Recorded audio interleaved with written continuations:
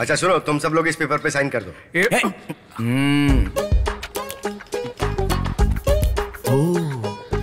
My God, इतना spelling mistakes. पहले सीधा तो पकड़, बाद में पढ़। भाई तुम इंग्लिश पढ़ सकते हो क्या? ये लोग हमारा नार्को टेस्ट करवाना चाहते हैं, उसके लिए साइन करना है। ओह, नार्को टेस्ट है, क्या मतलब होता है इसका? अरे इसे सच बोलने का इंजेक्शन लगाकर सच बुलवाया जाता है। अगर इन्होंने हमें नार्को का इंजेक्शन लगा दिया तो हमारा दिमाग इनके कंट्रोल में आ जाएगा। सारा का सारा सच तुरंत ही बाहर आ जाएगा। पता है तेलगी के साथ भी यही टेस्ट किया गया था और उसके बाद ही वो मर गया। अरे मैडम, हमारी तो अभी शादी भी नहीं हुई, तो हमारा नार्को टेस्ट करके हमसे आप कौन सा सच उगलवाना चाहती हो? वोट का टेस्ट अच्छा रहेगा मैडम। अगर हमने 3 पैक लगा लिए ना तो सारा का सारा सच टकाटक बाहर आने लगेगा। और ये बात तो सारी दुनिया को पता है मैडम, आपको भी तो पता होना चाहिए मैडम।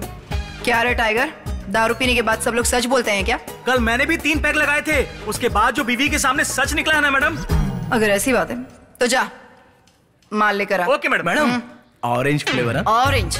तुझे तो मैं ना, ए सुन, ऑरेंज फ्लेवर लाना। Okay madam. एक तो इन्हें मुफ्त की दारू पिला रहे हैं, उसमें भी इन्हें अपना फ्लेवर चाहिए। आप शांति से बैठे रहो। मैडम परमिशन दे दो ना मैडम। हाँ शुरू हो जाओ। ये चलो बैठ जाओ बैठ जाओ।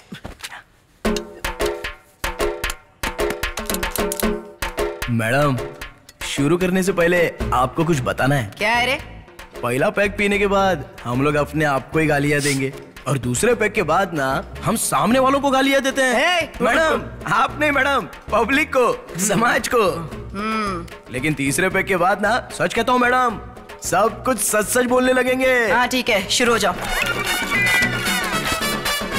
Cheers friends, cheers. तुमने तो कहा था कि तुम दोस्त नहीं हो। अब दारू मिलने के बाद हम सब दोस्त बन गए हैं मैडम। आपके लिए भी चीयर्स मैडम। चीयर्स बोलो ना रे।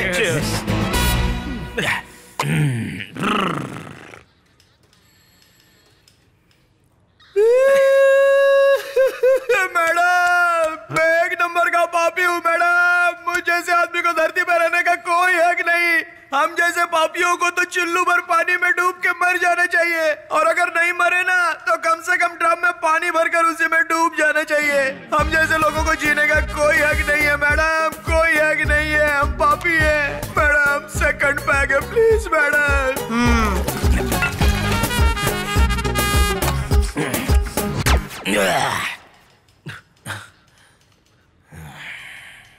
मुझे ऐसे घूर घूर के क्या देख रहा है रे? कुछ नहीं मैडम, काश आपकी उम्र 20 साल की होती तो सोचो क्या क्या होता मैडम। क्यों रे? आप डिक्टो फिल्मों के हीरोइन की तरह लगती मैडम, और मैं आपका फैन होता। मैडम आप जिम भी जाती हैं क्या मैडम? क्यों बे? आपकी टांगे बहुत मजबूत है। Thank you madam. मैडम ये तीसरा पैक है प्लीज मैडम। लगाए जा।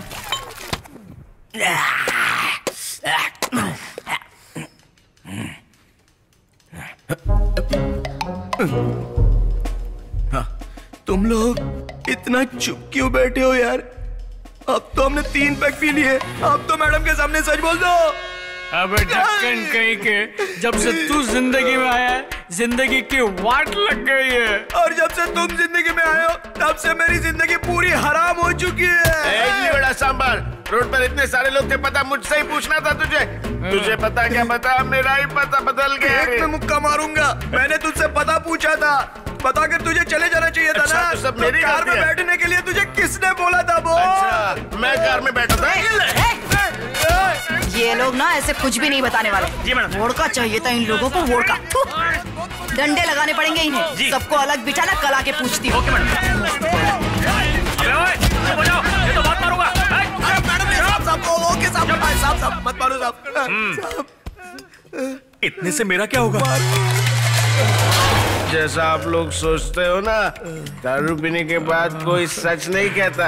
हम तो बस वही कहेंगे जो दारू पीने से पहले सोचा था। सबको शक हो रहा है कि हम तीनों के पीछे कोई ना कोई सच जरूर छुपा हुआ है। ये तो बिल्कुल 100% सच है। हम तीनों की अपनी अपनी असली कहानी कुछ और ही है, और वो कहानी है।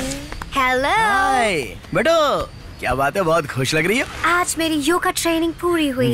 1 वीक में सर्टिफिकेट मिल जाएगा। सुपर, आखिर तुम योगा टीचर बनी गई हो। अब आगे क्या? मैं अपने कंट्री में जाकर योगा टीचर बनने की सोच रही हूँ। तुम भी मेरे साथ चल सकते हो। मैं वहाँ क्या करूँगा, मैं तो एक होटल खोलने की सोच रहा हूँ और फिर सेटल हो जाऊंगा। तुम मेरी कंट्री में भी कर सकते हो। Indian yoga school, tasty south Indian खाना, है ना कमाल का बिजनेस आइडिया। तुम्हारी बात तो एकदम सही है, तो क्यों ना हम लोग अगले हफ्ते ही चलते हैं। इतना लेट काहे को? तुम्हें पासपोर्ट की जरूरत पड़ेगी, है तुम्हारे पास? आज तक मैंने कोई पासपोर्ट साइज फोटो तक नहीं खिंचवाई, तो भला ये पासपोर्ट कहाँ से लाऊंगा? जाकर पहले अप्लाई करो, उसका प्रोसेस बहुत लंबा है। ऐसा क्या? जल्दी करो, पहले बाइक शुरू करो। ये लो पासपोर्ट बनवाने के लिए document list. ID card, ration card, marksheet, bank passbook, इनमें से अपन के पास कुछ भी नहीं है सर। क्या कोई भी डॉक्यूमेंट नहीं है? मतलब तुम्हारे जिंदा होने का कोई सबूत नहीं है? तुम इस देश के निवासी नहीं हो? क्या भाई ऐसा क्यों बोल रहे हो? अपन तो ये पैदा हुआ, इधर ही पाला बड़ा और इधर ही तो रहता है। उसके बाद भी तुम कह रहे हो कि आप उन इंडियन नहीं है। तुम्हारा नाम किसी न किसी एक डॉक्यूमेंट्स में तो होना चाहिए था, वरना तुम इंडियन नहीं हो, इसलिए तुम पासपोर्ट अप्लाई नहीं कर सकते। तो क्या अभी अपन ये डॉक्यूमेंट्स नहीं बनवा सकता क्या? क्यों नहीं, वो तो हमारे हाथ में ही है। देखो उसके लिए तुम्हें पैसे खर्च करने होंगे। इसमें पैसा कितना लग जाएगा? 1 मिनट। डिस्काउंट और मेरी फीस और जीएसटी मिलाने के बाद 5,30,000 रुपए लगेंगे, बस इतना ही। बस इतना? बोले तो जितना पैसा आप मुझसे मांग रहे हो उतना दे दूंगा तो पासपोर्ट के लिए अप्लाई हो सकता है क्या? सिर्फ पासपोर्ट ही नहीं, सारे कार्ड बना दूंगा। Aadhaar card, PAN card, voter ID, ration card और तो और विजिटिंग कार्ड भी बना दूंगा। अरे तुम जैसे लोगों की वजह से आतंकवादी जिनकी कोई पहचान नहीं होती है भारत में आकर ब्लास्ट करके चले जाते हैं, समझे? मेरी वजह से नहीं, बल्कि पैसे हैं तो बात कर, नहीं तो निकल यहाँ से। सर। बैठिए। Thank you sir.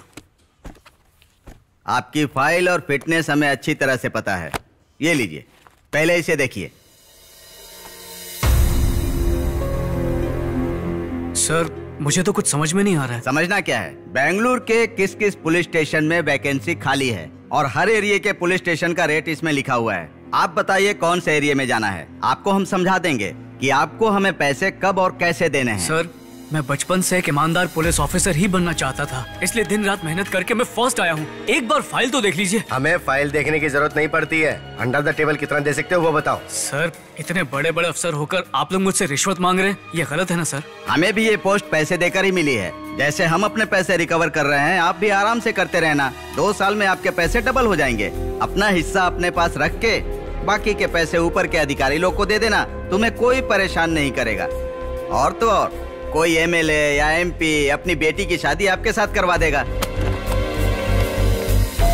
आते वक्त जो सलाम ठोका था मैंने, तुम उसके लायक नहीं हो। बैठ जाओ, अरे बैठ जाओ, अभी नया खून है। Good, very good. तुमने तो सीईटी में बहुत ही बढ़िया नंबर लिया है। इस कॉलेज को तुम जैसे स्टूडेंट्स की ही जरूरत है। Thank you sir, thank you so much sir. Today I am feeling very happy sir. मैं कल से ही ज्वाइन कर लूंगा। ठीक है, जाने से पहले एडमिशन की सारी फॉर्मेलिटीज पूरी करके जाना। Okay sir, thank you sir. हाँ, 75 लाख तुम्हें बिल्डिंग डोनेशन के लिए जमा करना है। 75 लाख सर? लेकिन फीस तो 3.5 लाख है और मेरी तो मेरिट सीट है। वो 3.5 लाख तो इस गेट से अंदर आने के लिए है बेटा। ये 75 लाख इस हाईटेक बिल्डिंग में बिठाकर तुम्हें एक डॉक्टर बनाने के लिए है। यहाँ एक से एक एक्सपीरियंस प्रोफेसर हैं, हाईटेक लैब है, यहाँ इंटरनेशनल स्टैंडर्ड्स के सारे इक्विपमेंट्स हैं, हर एक कमरे में एयर कंडीशन लगा है। तो 75 लाख तो बनते हैं ना? तो क्या मेरी मेरिट सीट की यहाँ कोई वैल्यू नहीं है सर? बिल्कुल है जी, इसीलिए तो तुमसे सिर्फ 75 लाख मांग रहा हूँ। एमएलए का बेटा बाहर बैठा हुआ है और वो पूरे 1.5 करोड़ देने को तैयार है। वैसे भी मेरे भी कुछ एथिक्स हैं। अगर तुम्हारे जैसा होनहार बच्चा डॉक्टर बनेगा तो ये हमारे कॉलेज के साथ साथ सोसाइटी के लिए भी अच्छा होगा। इससे ज्यादा मैं तुम्हारी कोई और मदद नहीं कर सकता। नहीं, आप इसे हेल्प नहीं कह सकते। आप हेल्प के नाम पर चोरी कर रहे हैं। हेलो मिस्टर फ्यूचर डॉक्टर, मेरे पास तुम्हारा भाषण सुनने के लिए वक्त नहीं है। अगर पैसे हैं तो डॉक्टर बन जाओ, नहीं तो यहाँ से बाहर जाते वक्त दूसरे कैंडिडेट को अंदर भेज देना। You may go now. Excuse me please.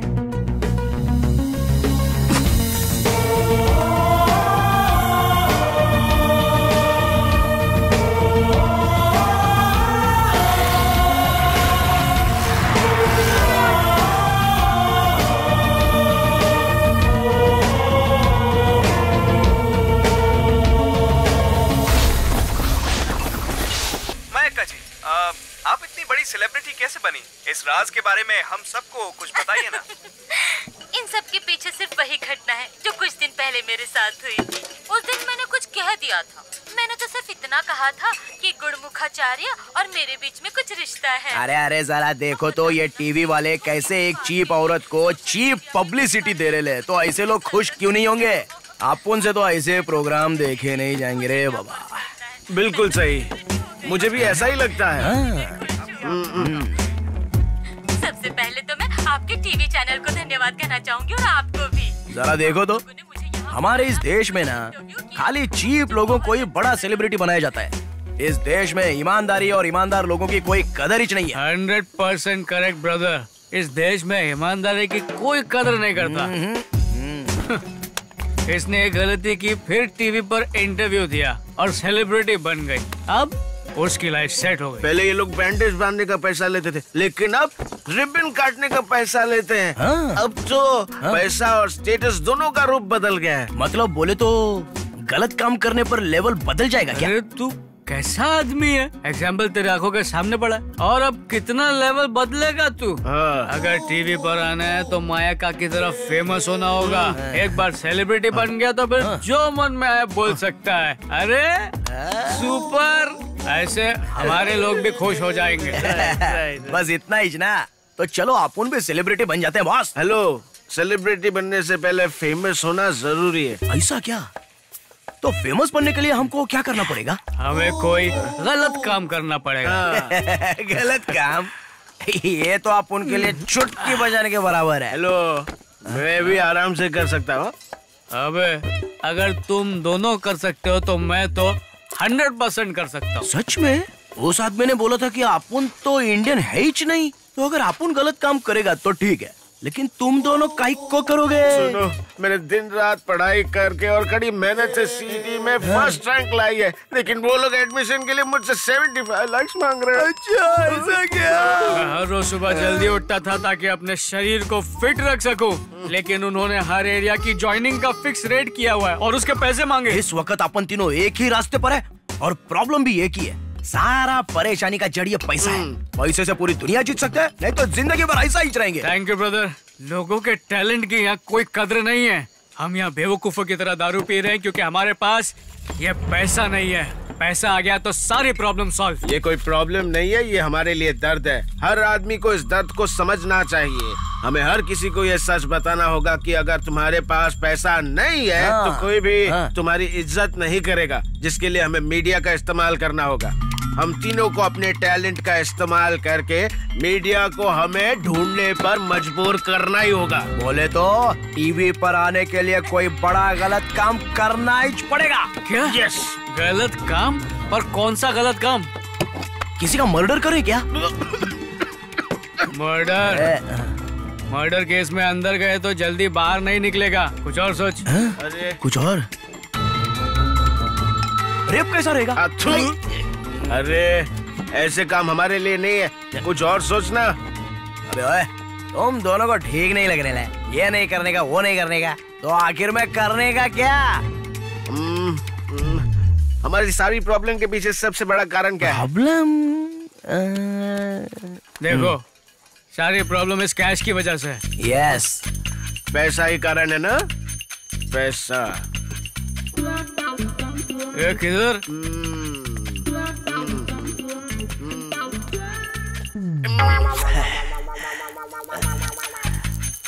पैसा होना चाहिए।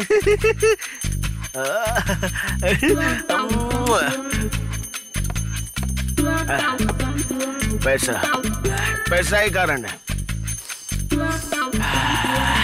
पैसा ही। और ये पैसा है कहाँ? बैंक में। करेक्ट। तो मेरे पास एक सॉलिड आइडिया है। क्यों ना हम तीनों मिलकर एक बैंक लूट लें, और लूटा हुआ पैसा है ना हम अपने पास ही रखेंगे। पुलिस हमें ढूंढते हुए आएगी और हम कबूल कर लेंगे कि बैंक हमने लूटा है। आइडिया तो अच्छा है, लेकिन मुझे एक बात समझ नहीं आ रही कि हम सही कर रहे हैं या फिर बहुत ज्यादा भावुक हो गए। 1 मिनट। इसके लिए भी मेरे पास एक आइडिया है। क्या है? क्यों ना ऐसे आदमी से पूछे जिसने पीना हो। अरे इस दुनिया में ऐसा कौन है जिसने नहीं पिए? अपन की ना एक गर्लफ्रेंड है, उससे जाके पूछता हूँ। क्यों, वो पीती नहीं है क्या? पापा उसने आज तक अपन के सामने कभी नहीं पिया रे। अगर तेरी गर्लफ्रेंड हो सकती है तो क्या मेरी नहीं हो सकती? ऐसा क्या? मैं अपनी वाली से पूछूंगा। हेलो, मेरी भी गर्लफ्रेंड है, मैं भी उससे पूछूंगा। मैं उससे नहीं डरता हूँ। पूछ ना पूछ। हेलो हेलो, मैं तुम्हारे गेट के सामने खड़ा हुआ हूँ, बिना आवाज किए बाहर आ जाओ। इस वक्त बाहर आऊँ? मैं अभी बिल्कुल नहीं आऊंगी। अच्छा तो फिर एक काम करो, तुम वहीं पर रहो, मैं वहाँ पे आ जाता हूँ। नहीं नहीं नहीं, तुम वहीं पर रहो, मैं आती हूँ। मुझे तो समझ ही नहीं आता कि ये लड़कियां कभी हार क्यों नहीं मानती। इतनी रात को क्यों आए? तुम्हारा दिमाग खराब हो गया है क्या? अब देखो, मेरे पास पैसे है नहीं, इसलिए ये दुनिया ना मुझे इज्जत दे रही है ना ही कोई जॉब दे रही है। मैं कंगाल हूँ ना। हमको सब ऐसे देखते जैसे हम कचरा है। तो क्या करना चाहते हो? इसीलिए मैंने और मेरे दोस्तों ने ये डिसाइड किया है कि सारी प्रॉब्लम्स को मिटाने के लिए हम लोग एक बैंक लूटेंगे। क्या? Bank robbery? अरे तुम्हारा दिमाग खराब हो गया है, प्लीज इस बारे में बिल्कुल मत सोचो। ये फिरंगे, अपन ना तेरे साथ शादी मनाएगा और जिंदगी भर तेरे साथ रहेगा। इसीलिए तुम्हें मेरा साथ देना चाहिए, क्योंकि तुम मेरी लाइफ पार्टनर हो। तुम्हें मेरे सुख और दुख दोनों बराबर बांटने होंगे, समझ गए? ठीक है अच्छू, तुम जो करना चाहो मैं तुम्हारे साथ। तुम कहोगे पैराशूट बंद करके नंदी पर्वत से कूद जा, मैं वो भी करने को तैयार हूँ। हार मत मानना, मैं तुम्हारे साथ हूँ। अब जाने से पहले एक छोटी सी पप्पी चाहिए। ओए चल निकल। यहाँ कोई नहीं देख रहा, प्लीज एक छोटी सी पप्पी दे दो ना, तुम्हारा क्या जाएगा? सिर्फ एक ना। हाँ, पक्का पक्का।